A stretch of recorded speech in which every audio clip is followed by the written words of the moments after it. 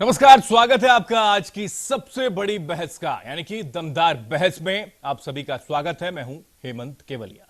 दमदार बहस एक ऐसा शो है जहां आपको लाम लपेट वाली बहस नहीं मिलेगी, बल्कि ऐसी बहस जो आपके काम की हो, आपके मतलब की हो। हम आपके लिए ऐसे मुद्दे लेकर आएंगे जिसका सीधा संबंध आपके साथ हो, और हमारी कोशिश होगी कि बहस सिर्फ बहस तक सीमित ना रहे, बल्कि बहस का कोई निष्कर्ष निकले। दमदार बहस में सियासतदानों से सवाल वही पूछेंगे जिसका सीधा सीधा सरोकार आपसे होगा। तो चलिए शुरू करते हैं दमदार बहस।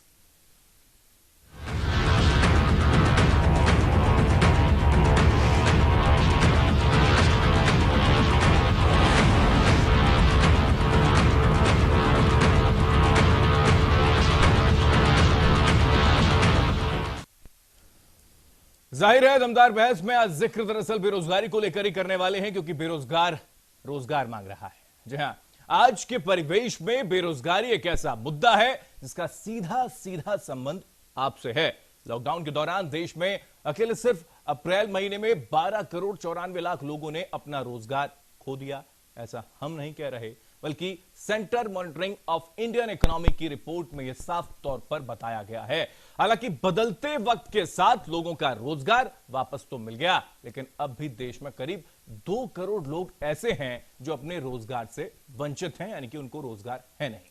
साल 2014 के बाद से हर साल 2 करोड़ रोजगार का सपना दिखाने वाले देश में हालात ये बन चुके हैं कि युवा अब सड़क पर आ चुका है, यानी कि उसके पास रोजगार का कोई साधन है नहीं, और रोजगार धीरे धीरे विलुप्त होता चला जा रहा है। तो जाहिर है CMIE, ILO ये तमाम दरअसल रिपोर्ट जाहिर कर रही हैं कि हिंदुस्तान के अंदर रोजगार की बेहद कमी आ चुकी है। कुछ ग्राफिक्स के जरिए हम आपको समझाने की कोशिश भी करेंगे कि आखिर इस देश में बेरोजगारी का आलम है क्या।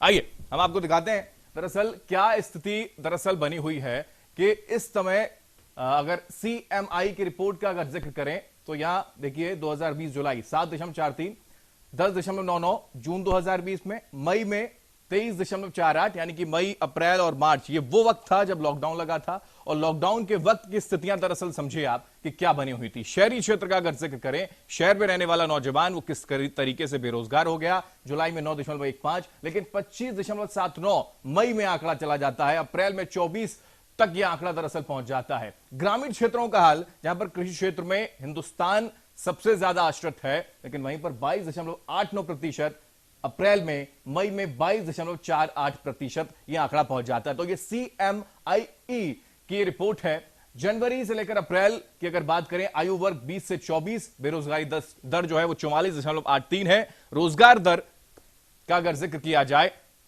हरियाणा का अगर जिक्र करें तो 12.14, 76.64, और ये जो आंकड़े हैं वो अपने आप में बता रहे हैं कि जो दरअसल नौकरियां पाना चाहते हैं उन लोगों को किस तरीके की दिक्कतों का सामना करना पड़ा होगा। पौंडीचेरी का अगर जिक्र कर लें, क्योंकि हरियाणा का हमने जिक्र किया जहां पर खुद केंद्र में सरकार बीजेपी की है, और उसके साथ साथ सरकार दरअसल वहां पर स्टेट में भी सरकार बीजेपी की है, लेकिन वहां पर भी हालात जो हैं वो ठीक है नहीं। पौंडीचेरी में 10.29 और बेरोजगारी दर जो है वो 24.70 है। 65.01 आश्रित अन्य के लिए, यानी कि इसमें मजदूर तबका भी आ जाता है, वेजेस वाला वो इंसान भी आ जाता है। और ये स्थितियां दरअसल अपने आप में बताने के लिए काफी हैं कि हिंदुस्तान के अंदर जो आंकड़े बेरोजगारी के निकलकर सामने आ रहे हैं वो अपने आप में चौंकाने वाले हैं। इसके अलावा और भी कई आंकड़े हैं, वो भी हम दिखाने की कोशिश करेंगे। हरियाणा का हमने जिक्र किया, उत्तर प्रदेश का हमने जिक्र किया, अब हिमाचल प्रदेश का जिक्र करते हैं जहां पर सरकार दरअसल बीजेपी की है। बेरोजगारी दर 71.09%, जहां पर सबसे ज्यादा लिटरेसी है, लेकिन उसके बावजूद भी आलम यहां पर खराब है। गोवा में भी सरकार दरअसल बीजेपी की है, लेकिन उसके बावजूद आलम 72.65% बेरोजगारी दर है। रोजगार दर केवल 10.92। और बात त्रिपुरा की करें, जहां पर एडी चोटी का जोर लगाया, सरकार बनाने की पूरी कोशिश की गई, और वहां की स्थिति 65.14। हम 2024 का ही फोकस करके चल रहे हैं, क्योंकि ये वो तबका होता है जो अपने कॉलेज लाइफ से बाहर निकलता है और उसको तलाश होती है रोजगार की, लेकिन उसको रोजगार मिलता नहीं। राजस्थान की बात करें, 62.26 बेरोजगारी दर, रोजगार दर केवल 22.01%, और ये मजदूर तबका है जिसको 15% तक केवल रोजगार की ही उपलब्ध करवाया गया। तो ये स्थितियां हैं, और ये जो प्रतिशत है वो अपने आप में बताता है कि राजस्थान के अंदर की स्थितियां क्या है। 25 से 29 उम्र की अगर का जिक्र किया जाए उत्तराखंड में तो 16.28 बेरोजगारी दर आता है। रोजगार दर जो है वो 15.43% और बेरोजगारी दर जो है 20 से 24 की आयु वालों के लिए 77.56 है। रोजगार दर केवल 5%। आप अंदाजा लगाइए कि उत्तराखंड में जहां सरकार बीजेपी की है और वहीं पर सेंटर में भी सरकार दरअसल बीजेपी की है। मोदी सरकार ने वादा किया था कि बेरोजगारी को खत्म कर देंगे क्योंकि अब की बार मोदी सरकार, लेकिन यहां आंकड़े दरअसल कुछ और बता रहे हैं। दिल्ली की बात करें जहां पर दावा खुद वहां के जो मुखिया हैं वो भी करते हैं, लेकिन वहां पर का आलम क्या है वो अलग बात है कि आउटर से आने वाले लोग भी वहां पर रहते हैं और यही वजह है कि आंकड़ा पहुंच जाता है 70 तक। 20 से 24 की आयु वाले 70% बेरोजगारी दर वहां पर पहुंच जाती है। रोजगार दर का जिक्र करें तो महज लगभग 15% तक रहती है। 25 से 29 की उम्र वाले 30% तक बेरोजगारी दर रहती है। रोजगार दर केवल 51% रहते हैं। यह देश की राजधानी दिल्ली का हाल है जहां पर कई वादे, कई कस्में जो हैं वो खाई गई थी। लेकिन बिहार की बात करें क्योंकि आने वाला वक्त अब चुनाव का है और वहां पर एक मुद्दा बेहद अहम है कि 73.42% बेरोजगारी दर होगी और 13.46% रोजगार दर है 20 से 24 आयु वालों के लिए। और जनवरी से अप्रैल तक का यह आंकड़ा CMIE की ये रिपोर्ट खुद बता रही है। तो ये बिहार का हाल है जहां पर अभी कुछ दिनों में यहां पर इलेक्शन होने वाले हैं और वहां पर इस मुद्दे को भुनाने का प्रयास विरोधी पार्टियों के नेताओं की ओर से जरूर किया जाएगा। जम्मू कश्मीर जहां पर यह वादा किया जा रहा है कि वहां के नौजवानों को हम रोजगार देंगे, सेना में शामिल करेंगे, लेकिन 20 से 24 की आयु वाले बेरोजगारी दर वाले जो लोग हैं वो है बेरोजगारी दर 40%। रोजगार दर का जिक्र करें तो वो है तकरीबन 27%। 25 से 29 उम्र वाले बेरोजगारी दर 18.97% और 46.51% रोजगार दर आता है। जम्मू कश्मीर जनवरी से अप्रैल के बीच में जहां पर कई बदलाव हुए और सियासतदानों की ओर से यह जिक्र किया गया कि अगर तमाम ऐसी स्थितियां बनती हैं तो शायद नौजवानों के लिए परेशानी हो जाएगी। राज्यवार बेरोजगारी दर हम आपको दिखा रहे हैं जिसमें आंध्र प्रदेश 8.3%। ओवरऑल की बात करें तो अभी जुलाई का अगर जिक्र करें तो वो तकरीबन 8% है, लेकिन आंध्र प्रदेश में हमने बताया, असम में 3.2, जहां पर जोड़ तोड़कर कोशिश बीजेपी की तरफ से खूब की गई और उसके बाद का आलम यह है कि वहां पर बेरोजगारी दर का यह आलम है। बिहार 12.2% बेरोजगारी दर जुलाई 2020 राज्यों में बेरोजगारी का हम जिक्र कर रहे हैं। इसके अलावा अब बात अगर करें तो ये जिले यानी कि ये राज्यवार हमने बेरोजगारी दर दिखाने की कोशिश की, तो ये दरअसल आलम स्थितियां बनी हुई हैं लगभग ये बताने के लिए काफी हैं कि क्या वाकई में हिंदुस्तान के अंदर बेरोजगारी का आलम इस तरीके से बना हुआ है जिसका वादा, जिसका दावा तमाम सियासतदानों की ओर से किया जाता है, लेकिन क्या वो उसको निभा नहीं पाते हैं? क्या वो वजह है जिसको लेकर बार बार ये जिक्र होता है और सियासतदानों की ओर से बार बार ये कह दिया जाता है कि इस बार रोजगार नौजवानों को दिया जाएगा, लेकिन ये वही हिंदुस्तान है जिससे चीख चीख कर हर राजनीतिक पार्टी के नेता कहते हैं कि वोट तो हमें दो, लेकिन हम आपको रोजगार देंगे या फिर नहीं देंगे इसकी गारंटी हम लेते नहीं है। इसी पर खास मेहमान हमारे साथ चर्चा करने के लिए जुड़ गए हैं, सीधा उनका रुख करते हैं, उनसे तारुफ करवा देते हैं। अजय अरोड़ा जी हमारे साथ है, कांग्रेस के नेता। अजय जी बहुत स्वागत है आपका न्यूज इंडिया में। नेहा शालिनी दुआ हमारे साथ हैं, बीजेपी की प्रवक्ता है। नेहा जी आपका बहुत स्वागत है। अर्थशास्त्री दरअसल हमारे साथ जुड़ गए हैं पवन धवन जी। पवन धवन जी आपका बहुत स्वागत है। सबसे पहले शुरुआत, पवन जी आवाज मिल रही है आपको? पवन जी सबसे पहले शुरुआत मैं आपसे ही कर रहा हूं क्योंकि बेरोजगारी की दर हमने ग्राफिक्स के जरिए बता दी अपने दर्शकों को और जो आलम कोरोना काल के बाद इस हिंदुस्तान के अंदर बदला है, एक विश्व में मंदी है लेकिन हिंदुस्तान के अंदर मंदी का जो आलम है वो किसी से छुपा हुआ नहीं है। किस तरीके से इन सारी चीजों को आप देख रहे हैं? देखिए, जो आपने आंकड़े प्रस्तुत किए हैं जी और जो आप बात कह रहे हैं उन दोनों में विरोधाभास है।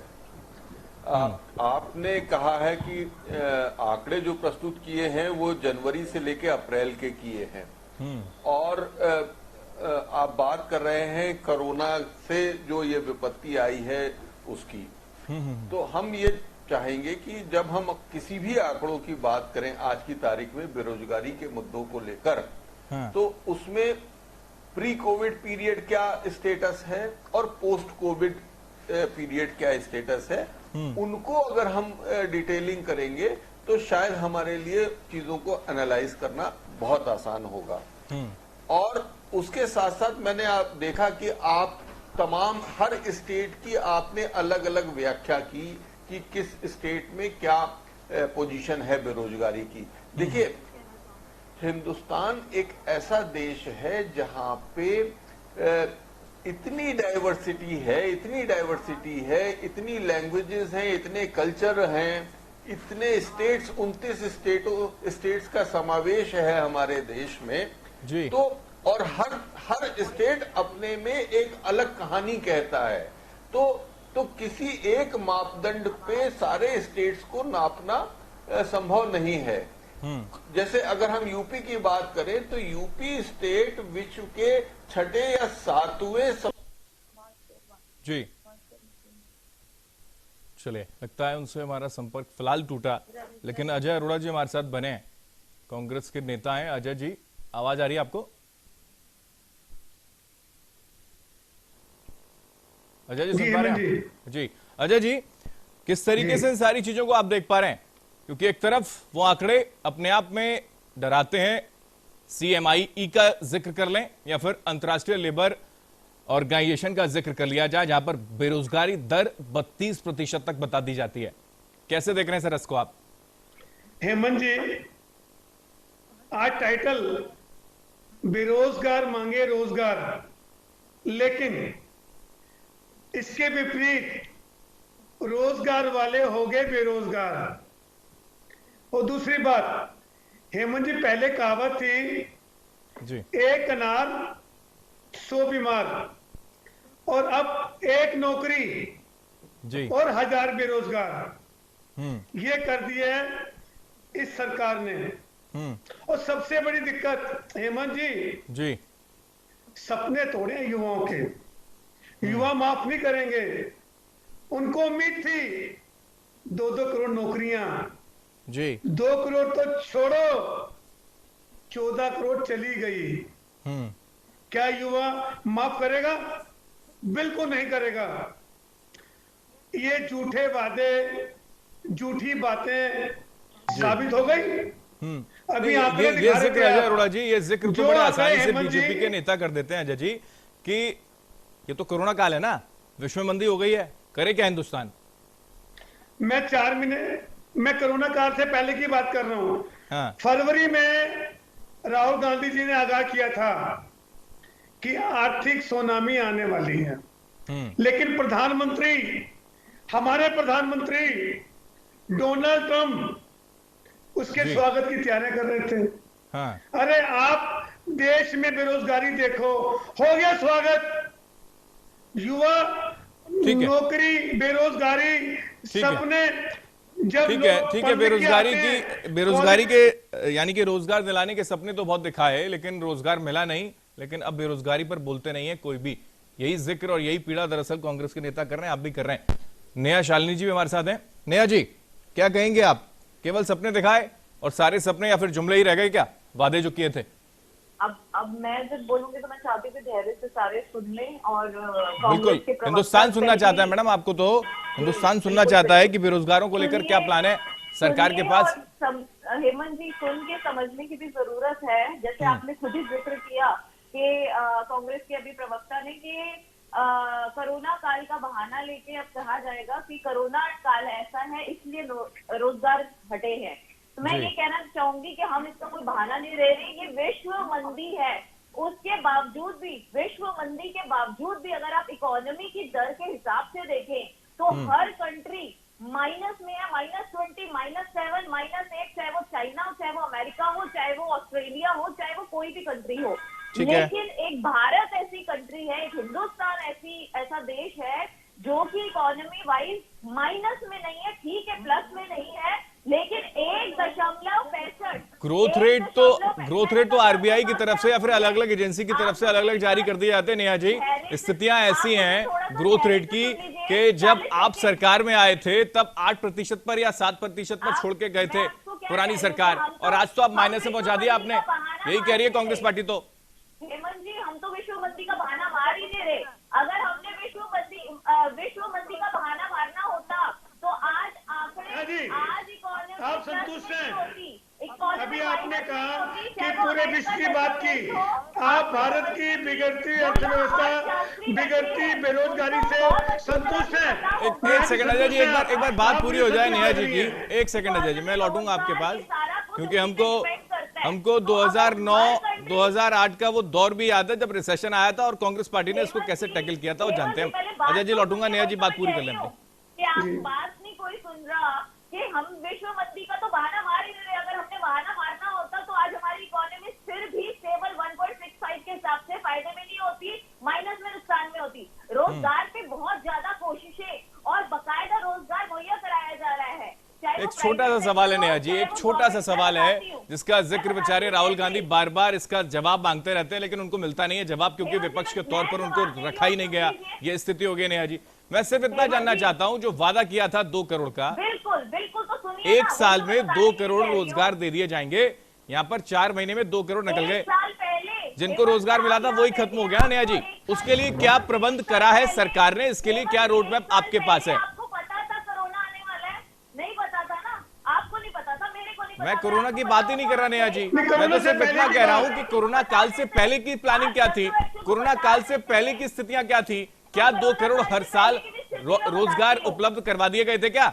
वही मैं आपको बताने जा रही हूँ कि आज के टाइम में हमने प्राइवेट, हमारा प्रधानमंत्री रोजगार योजना के तहत हमारा फॉर्म निकला हुआ है। आप पोर्टल पे जाइए, वहां पर अपना क्वालिफिकेशन 8 मिनिमम 8वीं पास लोगों को भी दिया जाता है कि वहां आप अपना पोर्टल में रजिस्ट्रेशन कराइए। 20 दिन की ट्रेनिंग होगी, चाहे आप प्लम्बिंग की नौकरी करना चाहे, चाहे आप इलेक्ट्रीशियन की करना चाहे, चाहे आप ब्यूटिशियन की करना चाहे। इसी के तहत आप अर्बन क्लैप में भी देखिए, अर्बन क्लैप के अभी परसों ही मैं अजय जी मुस्कुरा रहे हैं, अजय जी को विश्वास ही नहीं हो रहा। मैं तो हैरान हो रहा हूँ, जवाब दीजिए। नेहा जी की बात सुन के कितनी संतुष्ट है ये, कितनी कॉन्फिडेंट है, कितना आत्मविश्वास है इनके अंदर।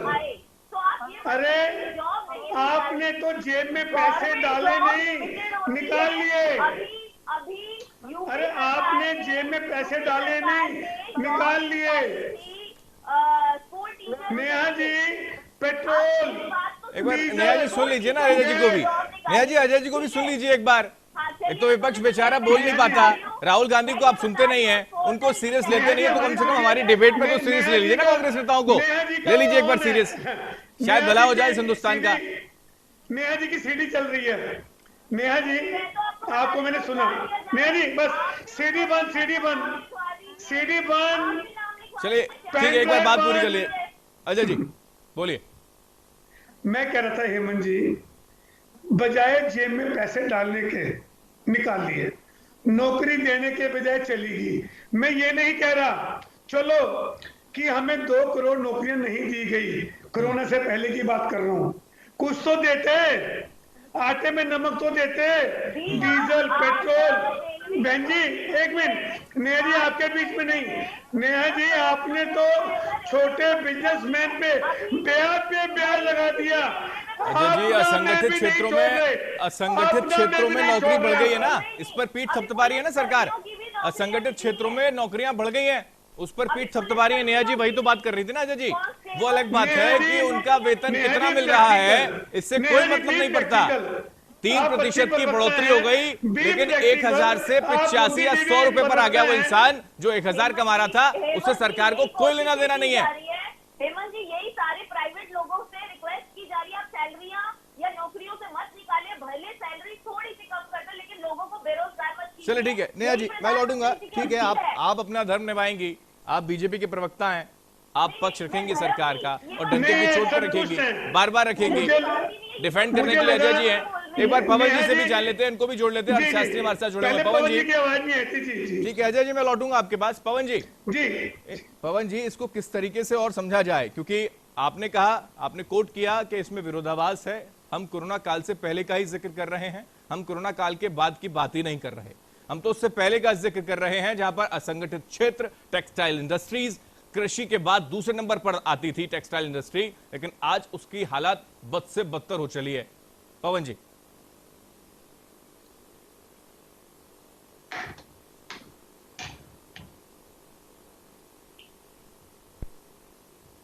टेक्सटाइल टेक्सटाइल में तो बहुत सारे फायदे अभी हुए हैं, डिस्ट्रप्शंस आपने हुए देखा हैं नहीं होगा। और उस वो डिस्ट्रप्शंस जो है डिमोनेटाइजेशन रहा है, वो डिस्ट्रप्शन जीएसटी का इम्प्लीमेंटेशन रहा है और अब लेटेस्ट जो डिस्ट्रप्शन आया वो कोरोना काल के रूप में आया। तो लगातार इस तरह के डिस्ट्रप्शंस ने एक बहती हुई गंगा के अविरल बहाव को जो है वो डिस्टर्ब किया है। लेकिन हमें ये देखना है कि हम आखिर अपनी किस नींव को बना रहे हैं। आज अब जिस ढंग से सरकारें चाहे केंद्र की हो या प्रदेश की हो, वो सरकारें जिस ढंग से काम कर रही हैं, आज ही जो मैंने देखा कि डिफेंस मिनिस्टर ने एक प्रेस कॉन्फ्रेंस की, उसको बाद में प्राइम मिनिस्टर ने भी संबोधित किया है, और कि किस ढंग से पूरे देश में एक डिफेंस के प्रोडक्ट्स की मैन्युफैक्चरिंग को सेटअप करने की एक स्कीमा प्रस्तुत की गई है पूरे देश के सामने, वो अद्वितीय है। जिस ढंग से गवर्नमेंट ने, सरकार ने अपनी एक पूरी इच्छा शक्ति दिखाई है कि कैसे डिफेंस के 108 प्रोडक्ट्स को लेकर उनको इंडिजिनियसली बिल्ड करने की, मैन्युफैक्चर करने की अपनी कैपेसिटी सरकार और प्राइवेट एंटरप्रेन्योर्स के साथ उन्होंने आज प्रेस कॉन्फ्रेंस की और उस बारे में चर्चा की। तो मैंने बहुत से उद्योगपतियों को ये सुना कि सरकार को जो काम करना चाहिए था सरकार ने काम कर दिया। काल से पहले अब जरूरत यह है कि वो प्राइवेट प्लेयर्स कैसे, सरकार क्या कर रही है क्या नहीं कर रही है, दरअसल पर उसका सारा फीडबैक आ जाता है। साथ साथ पवन जी, मेरा सिर्फ इतना सवाल है, मिनिस्ट्री मैं सिर्फ इतना समझना चाहता हूं, अगर मेरी आवाज आप तक पहुंच रही है, मैन्युफैक्चरिंग जो सेक्टर है, कंजप्शन न होने की वजह से मैन्युफैक्चरिंग सही तरीके से नहीं हो पा रही, यानी कि डिमांड है नहीं तो सप्लाई होगी कैसे? जब ये चेन रिसाइकिल हो चुकी है तो फिर अर्थव्यवस्था को दुरुस्त किया कैसे जाएगा? आप एक अर्थशास्त्री हैं, इस पर क्या कमेंट है? जी नहीं, देखिए, अर्थव्यवस्था को दुरुस्त उसी ढंग से होगा जब हम अपने मैन्युफैक्चरिंग सेक्टर को लगातार बढ़ावा देंगे। जब से ये कोरोना काल आया और उसके बाद से सरकार ने मैन्युफैक्चरिंग सेक्टर को बढ़ावा देने के लिए, तो आदमी कमाएगा क्या, और कमाएगा नहीं तो खाएगा क्या, पहनेगा क्या? जो उसका लाइफ स्टाइल था, स्टैंडर्ड ऑफ लिविंग था, वो सारी चीजें बदल दी हैं। जब कंजप्शन होगा नहीं, डिमांड आएगी नहीं, तो फिर ये साइकिल घूमेगी कैसे? फिर ये जीडीपी आगे बढ़ेगी कैसे? ये ग्रोथ होगा कैसे? तो ये स्थितियां तो आज की नहीं है कि कोरोना की वजह से स्थितियां हो रही हैं, ये स्थितियां तो पहले से है ना सर। वो कंजम्पशन इस देश को नहीं एक्सेप्ट करना चाहिए। हाँ, हमारा कंजम्पशन, अगर हम चाइना से चीजों को इंपोर्ट करके अगर हम इंडिया में कंज्यूम कर रहे हैं तो वो कंजम्पशन हमारे लिए फेवरेबल नहीं है। अगर आपने पिछले महीने का ही डेटा एनालाइज किया हो तो ये डेटा आया है कि हमारे एक्सपोर्ट्स जो है वो इंपोर्ट से ज्यादा है आज की तारीख में। नेचुरली उससे हमारे फॉरेन रिजर्व्स बढ़ रहे हैं। तो हमको ये देखना है कि हम क्या कैपेसिटीज डेवलप कर रहे हैं, उन कैपेसिटीज को डेवलप करने के इम्पैक्ट सरकार के पास फ्यूचर में मिलेंगे, अगर होता तुरंत नहीं मिलेंगे। ठीक है पवन जी, लेकिन रोजगार को लेकर कोई ऐसा रोड मैप सरकार के पास भी नहीं है। अगर होता तो शायद इसको बार बार आकर बताया जाता। नहीं, देखिए रोजगार की जब हम बात करते हैं तो उस रोजगार में सेल्फ एम्प्लॉयमेंट भी आता है। और जिस ढंग से मैं अगर उत्तर प्रदेश की भी बात करूं तो उत्तर प्रदेश में जिस ढंग से एमएसएमईज को लेकर एमएसएमईज और ओडीओपी के प्रोग्राम को आपस में कनेक्ट किया गया है, वो कनेक्शन मुझको लगता है कि हर जिले में एक रोजगार की अपॉर्चुनिटीज को डेवलप करेगा और डेवलप कर रहा है। अब जो यूपी में आज जो हम चीजों को देख रहे हैं, यूपी के पास में ही एक संडीला जगह है। संडीला में किसी एक जमाने में वहां पे इंडस्ट्रियल एस्टेट हुआ करता था, वो इंडस्ट्रियल एस्टेट बिल्कुल ही बंद हो चुका। ठीक है, मैं पवन जी लौटूंगा। अजय जी, इसमें ये तो स्पष्ट है कि कांग्रेस पार्टी की तरफ से राहुल गांधी हमेशा एक्टिव मोड में रहे और वो बार बार ये जिक्र करते रहे कि आर्थिक सुनामी आने वाली है। तो उसमें आपने, यानी कि विपक्ष की भूमिका क्या रही कि कम से कम रोजगार हमारे नौजवानों को तो मिल जाए? डंके की चोट पर आपने कितना प्रदर्शन कर लिया आपने कितना इस मुद्दे को भुनाने की कोशिश की कि समझ में आना चाहिए जनता को, क्योंकि उसके बाद भी कई चुनाव हुए, उसमें मुक्की खानी पड़ी है कांग्रेस पार्टी को। काश हम ये मुद्दा भुना पाते, हम भुना पाते। कांग्रेस पार्टी फेल्योर रही है ना, हम इस मुद्दे को बनाने के लिए कांग्रेस पार्टी फेल्योर रही है। अजय जी मानते हैं आप? मैं कहता हूं आप मानते हैं अजय जी? युवाओं नहीं, युवाओं की नौकरी के लिए मुद्दा बनाते, युवाओं को नौकरी मिलती, बेरोजगार को नौकरी मिलती, हम ये बनाते। हमने 130 करोड़ लोगों में से जितने युवा हैं, जो बेरोजगार हैं, उनकी बात रखते हैं हृदय में, दिल में, और सच बोला। और राहुल गांधी ने बार बार, हमने हेमंत विपक्ष में है, क्या विपक्ष को सकारात्मक सलाह देने का अधिकार नहीं है? अगर विपक्ष सकारात्मक सलाह देता है तो पक्ष को, सरकार को बात माननी चाहिए, बिल्कुल उसमें राजनीति नहीं होनी चाहिए। राजनीति का तो आलम ये है ना अजय जी कि न्याय योजना लाने का जिक्र करा, लेकिन किसी और प्रदेश में नजर नहीं आती ना, ये स्थिति है। नेहा जी कुछ कह रही हैं, कमेंट नेहा जी कहिए। हेमंत जी मैं यहाँ कहना चाहूंगी, अगर कांग्रेस अपने राज्यों में ही बहुत मेहनत कर लेती, मतलब वहाँ रोजगार को एक अच्छा मुद्दा बना के, जैसे कि यूपी गवर्नमेंट जो उदाहरण प्रस्तुत किया है पूरे देश में कोरोना काल में, कि वहाँ रोजगार के लिए इतने बड़े बड़े प्लेटफॉर्म पे, एक तो मनरेगा का जो पैसा है वो बढ़ाया गया है कि पर डे का पहले से ज्यादा 60% ज्यादा किया गया है। ऐसी कोई योजना लाके अगर कांग्रेस भी अपने प्रदेशों में कुछ ऐसा करती दिखाती तो समझ भी आता विपक्ष बहुत मजबूत है। सिर्फ ये कहना कोरोना में मतलब राहुल गांधी ने बोला, फरवरी से बोल रहे थे, देखिए जो वो कह रहे थे कि आर्थिक मंदी आएगी, ये तो सबको पता था आर्थिक मंदी आएगी, लेकिन वो कह रहे थे तब भी लॉकडाउन मत कीजिए। तो क्या लॉकडाउन करना उस वक्त का सही विकल्प नहीं था? क्या कांग्रेस शासित प्रदेश है मैडम, वहां पर भी बीजेपी ने कौन सा हो हंगामा कर दिया? क्योंकि कांग्रेस पार्टी जहां पर है सत्ता में, तो बीजेपी विपक्ष में है ना, उसको बुलाया जाता, उसको बुलाया जाना चाहिए था, क्योंकि आप बुलाएंगे नहीं, क्योंकि सेंटर में तो आपका बड़ा फेल्योर हो गया है। रोजगार देने का जो वादा किया था उस पर तो जवाब मिलता नहीं है। ठीक है नेहा जी, ठीक है, मैं लौटूंगा आपके पास, लौटूंगा। कुछ और मेहमान है, उनका तारुफ करवा दें। वरुण पुरोहित जी हमारे साथ हैं, स्वागत है सर आपका राजनीतिक विश्लेषक के तौर पर। उद्योगपति हमारे साथ एक मेहमान जुड़े हैं, राजेश परनामी जी। राजेश जी आपका बहुत स्वागत है। राजेश जी, कितना इत्तेफाक रखते हैं तमाम इंडस्ट्री कोरोना काल ही नहीं बल्कि उससे पहले भी धीरे धीरे स्लो डाउन होती चली जा रही हैं? बिल्कुल जनाब, मैं आपकी बात से पूर्णतः सहमत हूं। आज के दौर में हम जिस काम में थे, आज सपोज कीजिए मैं अगर इवेंट मैनेजमेंट फील्ड में हूं और साथ में वेडिंग प्लानर हूं, वेडिंग प्लानिंग में जीरो हो गया है मामला, क्यों गवर्नमेंट ने 50 आदमियों से ऊपर की शादी के ऊपर बैन लगा रखा है। इसके साथ परोक्ष रूप से, या फिर आपको कहूं मैं, कितना युवा रोजगार में जुड़ा हुआ था वो सब बेरोजगार हो गया है।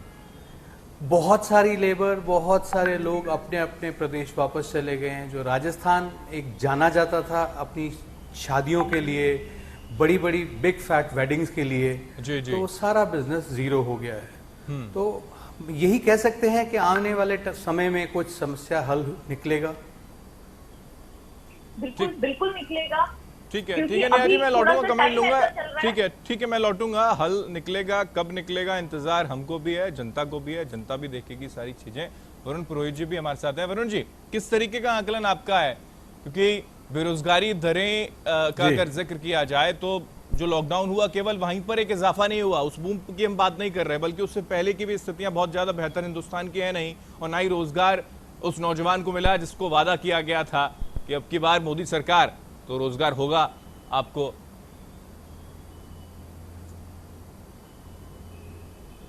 हेमंत जी, सबसे पहले तो आप लोगों को साधुवाद, सारे चैनल, सारा मीडिया या सारे नेता जो हैं इधर उधर ध्यान भटकाने की बात कर रहे हैं। सबसे बड़ी जो बात इस समय देश में वो रोटी रोजगार की है। कोरोना से ज्यादा भयंकर महामारी इस समय रोजगार बेरोजगारी की हो चुकी है, जो किसी के समझ में नहीं आ रही। आंकड़ों की जगलरी करने से युवाओं का पेट नहीं भरता ना, उनको नौकरी मिलती है। अब इसके आप जड़ में जाएंगे तो मैं आपको बताऊं, कांग्रेस भी उतनी दोषी है, भारतीय जनता पार्टी तो दोषी है ही है। उन्होंने तो 5-6 साल से पहले नहीं थी, पार्टी विद द डिफरेंस जब से खत्म हुआ है, जब से झूठ बोल बोल के लोगों को पागल बनाने के अलावा कोई काम नहीं है। कांग्रेस इसलिए दोषी है जी जी ये लोग डॉक्टर मनमोहन सिंह जी की पूजा कर रहे हैं एज एन इकोनॉमिस्ट, लेकिन मैं उनकी नीति से कभी सहमत नहीं रहा हूं। जब से आपने सोशलिज्म को छोड़ा है, नेहरूवियन मॉडल ऑफ इकोनॉमिक्स को छोड़ा है, कैपिटलिज्म को अपनाया है, प्राइवेटाइजेशन को अपनाया है, आपके रिसोर्सेज कम है और खाने वाले ज्यादा हैं, पॉपुलेशन ज्यादा है, तो आपकी बेरोजगारी होनी थी। उस समय घर भरा हुआ था तो आपको ऐसा लग रहा था भाई इकोनॉमिक्स बहुत बढ़िया है, बहुत बढ़िया सबके पास। हाँ, जब से उन्होंने पूंजीवादी व्यवस्था लाए देश में, एक चीज उनको लानी पड़ी, वो थी मनरेगा। पहले नरेगा थी, फिर मनरेगा करनी पड़ी,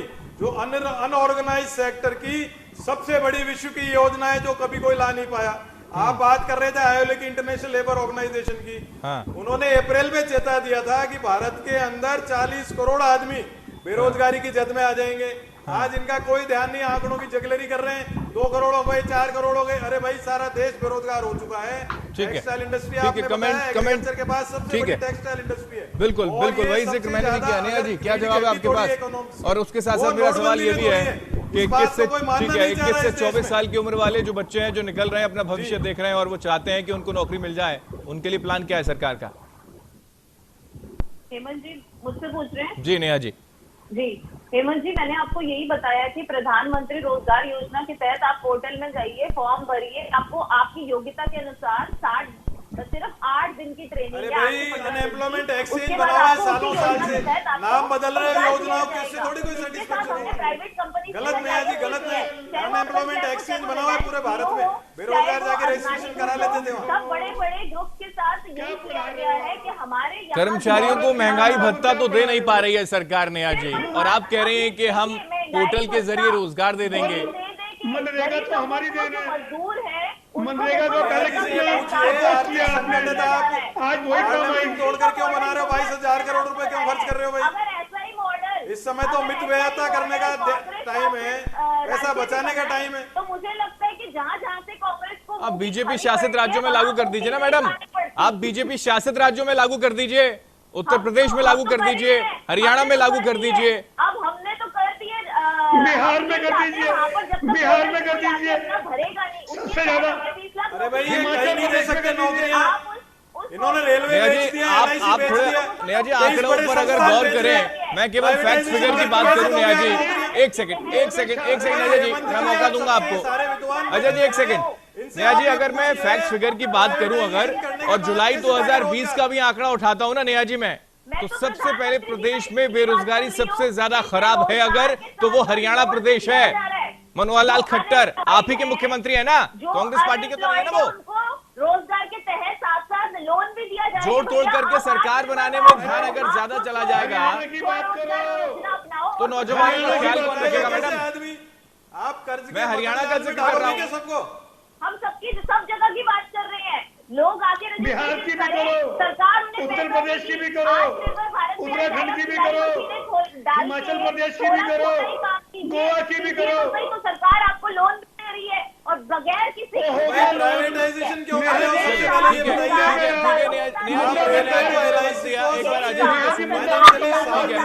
बताइए, मैं लौटूंगा आपके लाइफ लाइन है जी, उनको प्राइवेट क्यों कर रहे हो? से सारी चीजें जो सच है वो सच रहेगा, जो सच है वो सच रहेगा नेहा जी, कि हिंदुस्तान के अंदर 2 करोड़ का जो वादा किया गया था वो मिला नहीं, ये सच है। मैं लौटूंगा आपके पास। अजय जी अपनी बात पूरी कीजिए, मैं लौटूंगा आपके पास। अजय जी ठीक है। नेहा जी झूठ बोले जनता दिखाए, झूठ बोले युवा दिखाए। आपको प्रमाण दे दीजिए ना मैडम, आपको प्रमाण दे दीजिए, 2015 के बाद से कोई रिकॉर्ड निकाल के दिखा दीजिए ना कि 2 करोड़ रोजगार मिल गया नौजवानों को। कांग्रेस उनको मना करती है, आप अपना वोटर आई। चलिए ठीक है मैडम, मैं लौटूंगा नेहा जी, मैं लौटूंगा आपके पास। अजय जी एक बार बात पूरी की, ठीक है नेहा जी एक बार मैं लौटूंगा आपके पास। कितने पायलट आपने बेरोजगार कर दिए, 2 मिनट कि एक पैनलिस्ट बोलता रहे और सारे बाकी के जो है वो बेचारे चुप बैठे रहे। मैं हर किसी को एक एक करके मौका देना चाहता हूं। आपकी बात मैंने सुन ली, ठीक है अजय जी। प्रधानमंत्री जी से एक बात है, क्या हुआ तेरा वादा? ये मैं नहीं पूछ रहा, ये देश पूछ रहा है। जब भाषण देते हैं प्रधानमंत्री ऐसे 130 करोड़ की जनता, और अब आपकी बात 130 करोड़ की जनता ऐसे ही बात करेगी। वो मन की बात करते हैं और प्रधानमंत्री मन की बात समझते नहीं है, और मन की बात समझने के बाद पूरा नहीं करते हैं। ये है मन की बात, ये मन की बात नहीं, ये पाप की बात है। एक बार उनकी बात सुन लीजिए नेहा जी, शायद कोई काम आ जाए। राहुल गांधी बेचारे बार बार बोलते रहते हैं, उनकी बात सुन ली होती तो शायद आर्थिक स्थितियां ठीक रहती है हिंदुस्तान की। वो बार बार यही कह रहे हैं, जो बात वो कह रहे थे पहले आरबीआई वो अब कह रही है, उसी को कोट कर रहे हैं वो बार बार। एक बार सुन लीजिए ना अजय जी को, वो भी तो बेचारे प्रवक्ता हैं, उनको भी मौका दे दीजिए एक बार। ठीक है नेहा बहन, मैं ये कह रहा हूँ कि प्रधानमंत्री को मैं भी सुनता हूँ, देश के प्रधानमंत्री हैं। मन की बात क्या होती है? मन की बात होती है, जैसे आपने मेरी मन की बात पूरी की, मैंने आपकी की देश के हिसाब से। मन की बात सुनना और उस पर अमल करना चाहिए। नेहा बहन बताओ हाँ या ना? मन की बात सुन पे उस पे इम्प्लीमेंट होना चाहिए, हाँ या ना? यहाँ विपरीत हुआ, हेमंत जी, उल्टा हुआ, उल्टा विपरीत जी। मतलब दिखाया सोना निकला पीतल, दिखाया सोना जी। जब सुनार के बाद तो पीतल निकला, पीतल। हेमंत जी मेरा लास्ट कमेंट ले लो, मुझे जाना है। बिल्कुल, मैं पुरोहित जी आपके पास ही आ रहा हूँ नेहा जी लेके। ठीक है नेहा जी, मैं लौटूंगा प्लीज। एक बार पुरोहित जी कुछ कहना चाहते हैं, एक बार मैं उनके। बिल्कुल ठीक है नेहा जी, लौटूंगा मैं आपके पास। वरुण जी, नेहा जी प्लीज, नेहा जी मुझे जाना है। नेहा जी सॉरी मुझे जाना है, प्लीज मुझे 60 सेकंड दे दो नेहा जी। चलिए वरुण जी अपनी बात पूरी कीजिए। लीजिए। मैं तो दोनों पार्टी से पूछना चाहता हूं कि रेलवेज और एलआईसी जो बाकी संस्थान तो हैं, जो लाइफलाइन थे भारत की, फाइनेंशियली भी साउंड थे, आप उनको प्राइवेट क्यों कर रहे हो? प्राइवेटाइजेशन से क्या आपको एम्प्लॉयमेंट जनरेट हो जाएगा क्या? आप तो ये जवाब इन दोनों पार्टी से ले लीजिए जी। अगर ये इस बात का आंसर दे देंगे तो युवा संतुष्ट हो जाए। राहुल जी मेरे पास जवाब है। नेहा जी को, आपको सबको प्रणाम। मुझे थोड़ा दूसरे चैनल जाना है, कल फिर जुड़ेंगे अपन। आपकी बात का जवाब दे रहा हूँ। ठीक है ठीक है ठीक है ठीक है, एक एक करके। ठीक है ये तो हर चीज प्राइवेटाइजेशन कर रहे हैं। रेलवे जवाब सुन लीजिए एक बार। आपने हमसे बात की, रेलवे। एक सेकंड नेहा जी, एक सेकंड नेहा जी, एक सेकंड। एक बार अजय जी की बात पूरी हो जाए, फिरोज जी भी सुन लेंगे जरा, उनको भी जाना है, उनको भी व्यस्त है बेचारे वो। ठीक है अजय जी। हवाई अड्डे, रेलवे, आप मुझे तो बोलने लाल किला। मैडम आप ही को सुन रहे हैं और लगातार आप ही को सुन रहे हैं और आप ही को मौका दिया जा रहा है, हिंदुस्तान भी मौका दे रहा है आप ही को। ठीक है अजय जी, एक बार बात पूरी कर दीजिए आप। भारत का ऐतिहासिक लाल किला किसकी देखरेख में है? नेहा जी बताएं, नेहा जी नाम बताएं, उसकी देखरेख किसके पास है? आप प्रवक्ता हैं भारतीय जनता पार्टी की। चलिए ठीक है, चलिए ठीक है ठीक है। फिरोज जी बहुत शुक्रिया हमारे साथ चर्चा में जुड़ने के लिए। फिरोज जी आपका बहुत शुक्रिया हमारे साथ जुड़ने के लिए। और जो जिक्र फिरोज जी ने किया है उसका जवाब दरअसल है नहीं, और ये वाकई हैरानी है हिंदुस्तान के लिए, और बड़ी शर्म की बात है कि हिंदुस्तान में ऐसे मुद्दे केवल सियासतदान सियासत करने के लिए छोड़ देते हैं, बल्कि ये मुद्दा युवाओं के लिए है, नौजवानों के लिए है, उनके रोजगार को लेकर है। अजय जी आपसे भी यही सवाल है और नेहा जी आपसे भी यही सवाल है कि क्या स्थिति इस देश के अंदर आ गई है कि रोजगार को लेकर सियासत ही करती रहेगी राजनीतिक पार्टियां, या फिर वाकई में ईमानदारी के साथ उनके हित के बारे में सोचेंगे? अजय जी पहले आप बोलिए, फिर नेहा जी आपके पास आता हूं। बिल्कुल हेमंत, मैं बड़े विवेक से, बड़ी जिम्मेदारी से अपनी पार्टी की तरफ से बेरोजगारी के लिए, युवाओं को रोजगार मिले, इसके लिए ईमानदारी से जो केंद्र सरकार को, जो भारत सरकार को हमारी मदद चाहिए, जहां जहां हम इनकी मदद कर सकते हैं, जिन राज्यों में, हम पूरी मदद ईमानदारी से करेंगे। लेकिन ये झूठ ना बोले, हमें और दिक्कत नहीं है। जैसे एक बार बता दीजिए, एक बार बता दीजिए अजय जी, एक बार नेहा जी भी संतुष्ट हो जाएंगी कि आपने राजस्थान में क्या कर दिखाया, आपने पंजाब में क्या कर दिखाया, एक बार वो भी समझ लें और शायद आपका मॉडल वो अप्लाई कर लें। क्योंकि गुजरात मॉडल का जिक्र करके सत्ता की सीढ़ी तो चढ़ ली, लेकिन उसके बावजूद स्थितियां बदली नहीं। बता दें। नहीं, हमने बड़ी बदली है, हमने डाउन नहीं किया। आप देखो, हम प्लस हुए, प्लस कम हो सकते हैं, डाउन नहीं हुए। नेहा जी तो साधुवाद दे रही थी कि देखो पूरा विश्व माइनस में आ गया। अजय जी ये भी तो सच्चाई है ना, अजय जी ये भी सच्चाई है कि पिछले 1.5 महीने से वो सियासत की जो सीढ़ी है, यानी कि सत्ता की सीढ़ी के लिए खींचतान भी राजस्थान में होती रही, और यही वजह है कि 7वें नंबर पर राजस्थान भी आता है। इसमें ही सच्चाई है, इसको भी आप मानिए ना सर। लेकिन विफल रहे ना, जनता का कितना नुकसान हुआ। विफल रहे, अमित शाह विफल रहे, सरकार घेर नहीं पाए। यानी कि रोजगार, नौजवानों के रोजगार से कोई लेना देना नहीं, नौजवान मरे तो मरे, जनता सड़क पर तड़पती रहे, कोई फर्क नहीं पड़ता। आपको केवल और केवल अपनी गद्दी प्यारी है, आपको केवल और केवल सत्ता प्यारी है। नेहा जी जवाब दीजिए। नेहा जी, मैं यही आपसे बात करना चाहती हूँ कि भाजपा सरकार जब से आई है तब से युवाओं के ऊपर सबसे ज्यादा ध्यान, जब आपने पूरे देश की बिल्कुल खराब हमारे हाथ में नौकरियां मिल गई, तो ठीक करने में क्या पेट्रोल सस्ता हो गया, चला के जो खराब किया, गैस सिलेंडर सस्ते हो गए, अभी तो 5-4 लाख खातों में आ गए। 50 साल भी आपने राज किया, आपने बिल्कुल खराब करके देश की जो भ्रष्टाचार से, तभी तो आपको देश में नकारा। ठीक है अजय जी, मैंने आपको पूरा मौका दिया। नेहा जी एक बार बात कर लें, उसके बाद मैं अनिरुद्ध जी के पास जाऊंगा, प्रवक्ता समाजवादी पार्टी से। काफी हद तक ठीक किया कि ये आज नौबत आई है कि देश जो विदेश है वो हमारी बात को तवज्जो देते हैं, हमें बाहर से काम भी मिल रहा है। आज जो चाइना की स्थिति है वो बद से बदतर हो गई है, क्योंकि चाइनीज लोग माल खरीदना नहीं चाहते। लोग चाहते हैं कि अगर वहां से अपना कारोबार खत्म करें तो इंडिया में लगाए, और सबसे बड़ा इस वक्त जो विकल्प है वो यूपी सरकार दे रही है। ठीक है, लोकल और वोकल का जिक्र हो रहा है मैडम, अब तो चाइना को भूलना ही पड़ेगा ना, लोकल वोकल का जिक्र हो रहा है, चाइना को तो भूलना ही पड़ेगा। ठीक है, मैं लौटूंगा नेहा जी, अजय जी आपके पास आऊंगा। अनिरुद्ध चंदेल जी हमारे साथ हैं, प्रवक्ता समाजवादी पार्टी से जुड़े हैं। अनिरुद्ध जी स्वागत आपका, क्या रिएक्शन सर बेरोजगारी को लेकर हिंदुस्तान के लिए? देखिए हेमंत जी, बहुत शर्म की बात है कि जिस देश में इतनी बड़ी बड़ी बातें नेहा जी कर रही हैं और बता रहे हैं चाइना डर गया और पाकिस्तान भाग गया, ये सब सिर्फ यही बड़ी बड़ी बातें ही कर सकते हैं। इनसे पूछा जाए कि जो 2 करोड़ लोगों की नौकरियां गई हैं इस लॉकडाउन के अंदर, बहुत कितने सारे लोग अपनी आत्महत्या कर लिया है। एक मिनट सुन लीजिए, सब्र रखिए नेहा जी, सब्र रखिए, बहुत देर बोल लिया आपने। 2 करोड़ लोगों के रोजगार गए, कितने लाखों जाने जा रहे हैं, जो लोग आत्महत्या कर रहे हैं, लोग सड़कों पे पैदल चले हैं। इनसे पूछा जाए कि इन्होंने उपाय क्या किए? सिर्फ बड़ी बड़ी बातें करने से काम नहीं चलता। ठीक है, धरातल पर क्या लेके आए हैं? चाइना कर किया, पाकिस्तान भाग गया, ये सब ज्ञान इन लोगों के पास बहुत है कि आप बात करिए इनसे। अमेरिका की पहुंच जाएंगे लंदन, तो लंदन के बारे में पूछेंगे तो आप बताएंगे हम पाकिस्तान जा रहे हैं। ये लोग सिर्फ गुमराह करते हैं। अब इन्होंने इनसे पूछा जाए कि नरेंद्र मोदी जी ने क्या उपाय किया, कितने लोगों की जो नौकरी है। ठीक है, जवाब ले लेते हैं नेहा जी से। ठीक है अनिरुद्ध जी, आपने बात कर दी, नेहा जी जवाब दीजिए, और बहुत कम वक्त है मेरे पास, चर्चा को विराम देना होगा, जल्दी से जवाब दीजिए। पैसे दिए हैं और लोगों का रजिस्ट्रेशन करके उनको रोजगार दिया है, कोई यूपी से बाहर आने के लिए तैयार नहीं। और रोजगार ऐसा दिया है, 2 करोड़ अभी बेरोजगार है। राजस्थान में रोजगार ऐसा दिया, हरियाणा प्रदेश नंबर 1 पर है बेरोजगारी में। रोजगार ऐसा दिया है कि उत्तर प्रदेश का हालत खराब हो चुका है। हेमंत जी से पूछा जाए, सारे धंधे बंद है, जब फैक्ट्रियां बंद हो गई हैं, काम किसी के पास है नहीं, लोग भूखे हो रहे हैं। ठीक है, ठीक है, आखिरी कमेंट।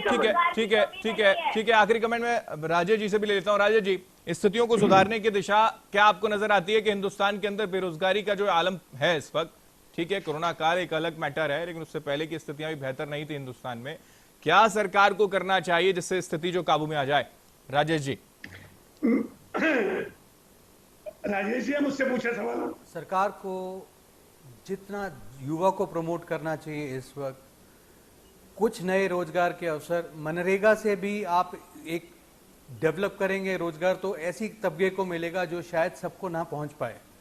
मेरा यह है कि एक आम जनरल तबके के युवा को भी रोजगार की प्राप्ति हो, इस तरीके का कुछ, इररेस्पेक्टिव कौन सी राज्य में कौन सी गवर्नमेंट काम कर रही है। हाँ। कोई सी भी गवर्नमेंट हो, मैं कहता हूं कि स्टेट गवर्नमेंट को और सेंट्रल गवर्नमेंट को मिल के युवा के रोजगार के बारे में सोचना चाहिए, और एक जनरल कैटेगरी के युवा रोजगार के बारे में सोचना चाहिए। ठीक है, पवन जी आखिरी कमेंट आपसे भी लेना चाहूंगा। लोकल वोकल पर फोकस अब किया जा रहा है, क्या कमेंट सर आपका? नहीं, देखिए वही मैंने आपसे अपनी बात में पहले भी जिक्र किया था कि ये कोरोना काल जो है वो एक तरफ तो बहुत बड़ी विपत्ति बन के आया, लेकिन उसके साथ साथ एक अपॉर्चुनिटी बन के आया है। और जिस ढंग से हमने देखा कि केंद्र की सरकार हो, चाहे हमारे उत्तर प्रदेश की सरकार हो, और भी जो राज्य सरकारें हैं, उन लोगों ने जिस ढंग से इस विपत्ति काल को एक अपॉर्चुनिटी के रूप में डेवलप किया है, और इस बीच में जिस ढंग से चाइना से विवाद हुआ और चाइना को बाइकआउट करने की बात हुई, लोकल से वोकल को प्रमोट करने की बात हुई, आत्मनिर्भर भारत की बात हुई। हमने पिछले 3 महीने 4 महीने के सरकार ने जिस ढंग से कदम उठाए हैं, चाहे केंद्र की सरकारें हो या राज्य सरकार की हो, ठीक है, किसी भी ये पार्टी देर की से हो, ही सही, लेकिन सरकार जो है वो जाग रही है। ये उस जिक्र आप करना डिबेट चाहते हैं में नहीं पवन जी, पड़ना। माफी के साथ रोकूंगा, वक्त की बेहद कमी है, चर्चा को विराम देना होगा। पवन जी बहुत शुक्रिया, नेहा जी आपका बहुत शुक्रिया हमारी चर्चा में जुड़ने के लिए, अजय जी आपका बहुत शुक्रिया, राय जी आपका बहुत शुक्रिया, और तमाम मेहमान हमारे साथ जुड़े आप सभी मेहमानों का बहुत बहुत शुक्रिया इस चर्चा में जुड़ने के लिए। लेकिन सबके बीच में दमदार बहस में जिक्र हमने बेरोजगारी को लेकर ही की, और दमदार बहस में यही दमदारी के साथ सवाल पूछा गया कि क्या वाकई में हिंदुस्तान के अंदर जो वादा बेरोजगारी को दूर करने के लिए, रोजगार का सर्जन करने के लिए जो किया गया था, क्या वाकई में यह संभव हो सका है? और उसमें कई हद तक ये स्थितियां दरअसल निकलकर सामने आती हैं कि नौजवानों को रोजगार मिला नहीं, और जो एक चैन थी मैन्युफैक्चरिंग से लेकर डिमांड सप्लाई की, वो चैन भी दरअसल जो है वो दुरुस्त होती नजर नहीं आ रही और रिसाइकिल होती हुई नजर आती है। यही वजह है कि बेरोजगारी का आलम बहुत ज्यादा भयावह हो चला है। यही वजह है कि ILO का जिक्र कर लें वो भी आंकड़े डराते हैं, या CMI का जिक्र कर लें वो भी आंकड़े डराते हैं। केवल सियासतदानों को सियासत नहीं करनी चाहिए, रोजगार के मुद्दे पर तो कम से कम बैठकर इसका कोई हल निकालना चाहिए। इसी के साथ दमदार बहस में इतना ही, लेकिन देश दुनिया की तमाम खबरों के लिए आप देखते रहिए न्यूज़ इंडिया। नमस्कार।